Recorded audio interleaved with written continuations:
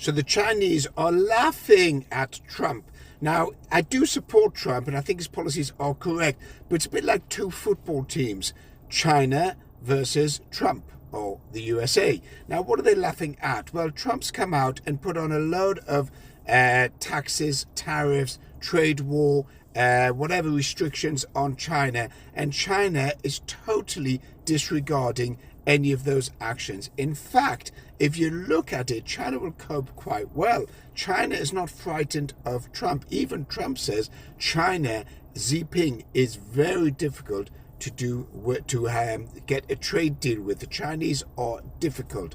Trump said that quite clearly. The Chinese are not suckers. They know exactly how to run business. They know how to manufacture goods. They've got a labor force. They've got the raw materials, and they know how to conduct their economic affairs. They might not be great in certain areas, that's for sure. For example, their real estate is down. The economy, overall production is down. Their imports, exports are down. But will they survive? Yes, they'll survive, and they will continue challenging and competing with Trump and the US. So Trump is recognizing slowly that China is no sucker. And the fact that they're no sucker quite simply means that they are in a position economically to challenge Trump and challenge his trade war.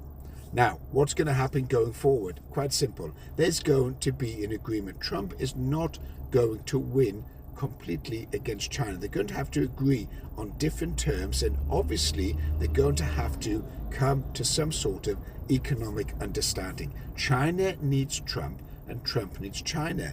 Now, the US has a major problem. It's got to sell around about $10 trillion worth of bonds this year. Where are they going to go to? China. They're going to go to the Arabs. They're going to go to the Middle East. So they need China to buy US debt. And Trump is fully aware of that, because if you take China out of the picture, then you're going to have a position whereby US debt, which is already showing cracks of failure, yields are going to go sky high and bond prices are going to fall.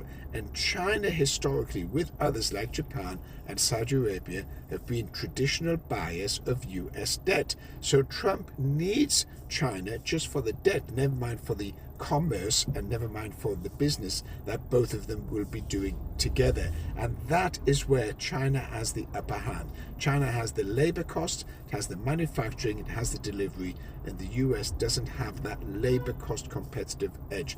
We're running a webinar on Sunday the 8th of June to cover all this. DM webinar.